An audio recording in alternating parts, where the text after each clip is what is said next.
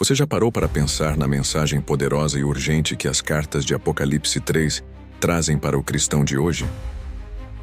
No vídeo de hoje, vamos explorar as lições eternas que Jesus deixou para as igrejas da Ásia Menor.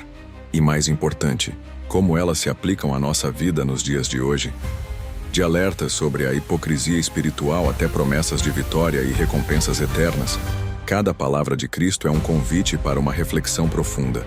Se você quer entender como viver de forma autêntica e fiel nos tempos atuais, fica com a gente até o final. Não esqueça de se inscrever e ativar as notificações para não perder nenhum conteúdo exclusivo sobre o Apocalipse. A carta à Igreja de Sardes começa com um alerta impactante. Tens nome de que vives e estás morto. Apocalipse 3:1. Essa declaração revela uma realidade muito séria.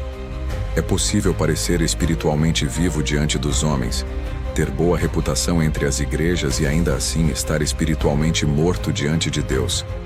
Sardes era conhecida por sua glória, passada e talvez por um ativismo religioso aparente.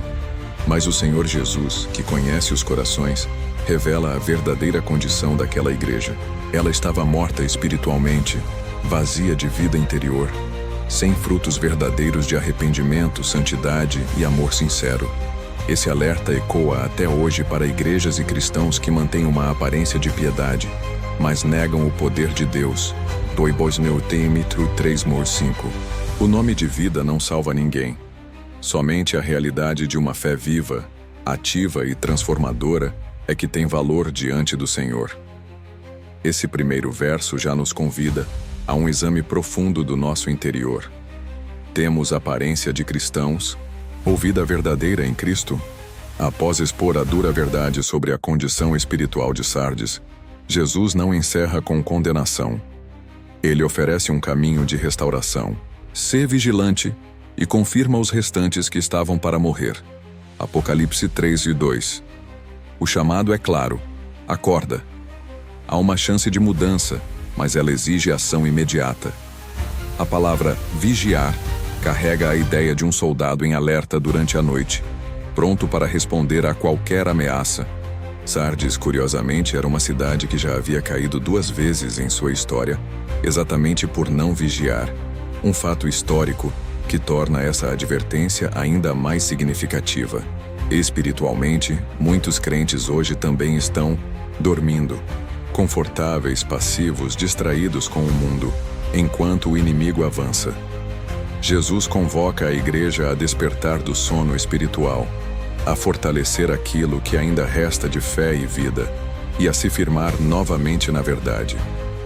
É uma chamada urgente ao arrependimento, à vigilância e à ação. Não basta apenas ter nome. É preciso viver intensamente em Cristo, com os olhos abertos e o coração sensível ao Espírito. Após o chamado ao despertar, Jesus oferece uma promessa reconfortante aos que se arrependerem e perseverarem. Ele diz: o vencedor será vestido de vestes brancas, e de modo nenhum apagarei o seu nome do livro da vida. Apocalipse 3:5. As vestes brancas são um símbolo de pureza, santidade e justiça imputada por Cristo. Essa imagem remonta à ideia de que, por mais sujos que nossos pecados possam ser, podemos ser purificados e transformados pelo sangue de Cristo. AP 7:14. A promessa de ser vestido de branco é, portanto, um símbolo da vitória sobre o pecado, da pureza conquistada pela graça de Deus. Além disso, Jesus assegura que o nome do vencedor não será apagado do livro da vida.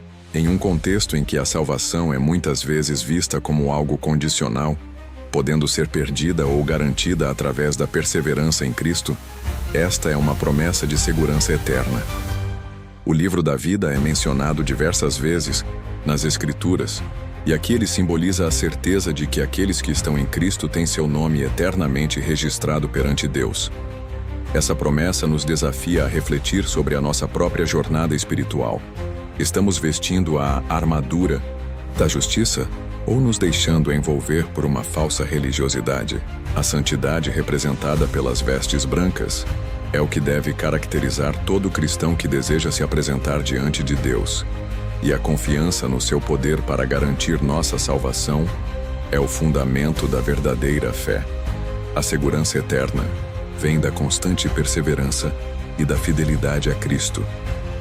A carta à Igreja de Filadélfia começa com uma descrição de Cristo como aquele que tem a chave de Davi, que abre e ninguém fecha, e que fecha e ninguém abre. AP 3:7. Essa referência à chave de Davi é um símbolo da autoridade suprema de Cristo sobre todas as portas espirituais. A cidade de Filadélfia estava localizada em uma região estratégica, com portas abertas para o mundo grego e outras culturas. Jesus se apresenta aqui como o detentor da verdadeira chave, não apenas para a entrada física, mas para o acesso ao reino de Deus. O versículo continua com a promessa de uma porta aberta para Filadélfia. Eis que pus diante de ti uma porta aberta que ninguém pode fechar. AP 3:8. Isso representa oportunidades espirituais e ministérios que Deus prepara para os fiéis. Filadélfia, apesar de sua pouca força, permaneceu fiel à palavra de Deus.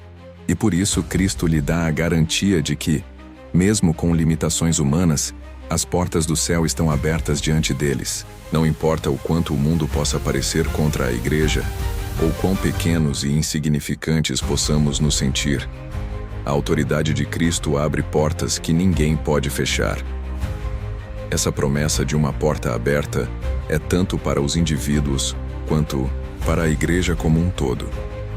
Jesus convida a todos a olhar para Ele como a fonte de nossas oportunidades, nossos caminhos de serviço e nossa missão. Quando Ele abre uma porta, ninguém pode bloqueá-la.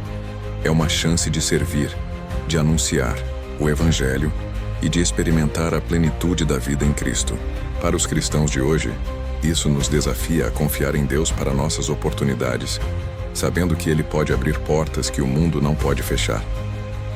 Jesus continua com a promessa de que Ele guardará os fiéis da hora da tentação que há de vir sobre o mundo inteiro para pôr à prova os que habitam sobre a terra. AP 3:10. Este versículo é de grande importância, pois reflete a proteção divina contra as tribulações que afetarão o mundo inteiro. A hora da tentação é muitas vezes entendida como um período de grande aflição, possivelmente se referindo à grande tribulação, um tempo de juízo e perseguição intensos, conforme descrito em outras partes do Apocalipse. Filadélfia é uma igreja que se manteve fiel, e como recompensa, Jesus promete livrar seus membros do sofrimento global que atingirá os ímpios. A promessa de proteção não é apenas física, mas espiritual. Deus, em sua graça, assegura que aqueles que permanecem firmes em sua palavra serão protegidos, não importa o que aconteça no mundo ao seu redor. Isso é especialmente confortante para aqueles que estão enfrentando tribulações pessoais ou sociais, pois nos lembra que a fé verdadeira não é esquecida por Deus, mas será preservada até o fim. Esta promessa também reflete a soberania de Deus sobre todas as circunstâncias da vida. Quando as pressões externas parecem avassaladoras e a tentação de abandonar a fé se torna grande, Cristo assegura que, para os fiéis, Ele estará com eles, guiando-os e dando-lhes forças para resistir. Esse versículo é um lembrete poderoso de que, enquanto estamos sujeitos às dificuldades da vida, temos uma esperança segura em Cristo que promete nos guardar durante os tempos de tentação e perseguição. Jesus faz uma promessa adicional aos vencedores. Eu o farei coluna no templo de meu Deus, e ele jamais sairá de lá. AP 3:12. A imagem de se tornar uma coluna no templo reflete estabilidade e honra. As colunas eram símbolos de força e durabilidade, sustentando o edifício e garantindo sua permanência. O cristão fiel é colocado como uma coluna no templo de Deus, um símbolo de sua posição inabalável e eterna diante de Deus. Além disso, a coroa mencionada neste versículo é uma recompensa para os fiéis que perseveram até o fim, mantendo a fé e a integridade. Ela representa a vida eterna, a coroa da vitória dada àqueles que superam as tribulações e continuam firmes em Cristo. A promessa de nunca mais sair do templo de Deus também indica a segurança eterna. uma união inquebrantável com Deus para sempre.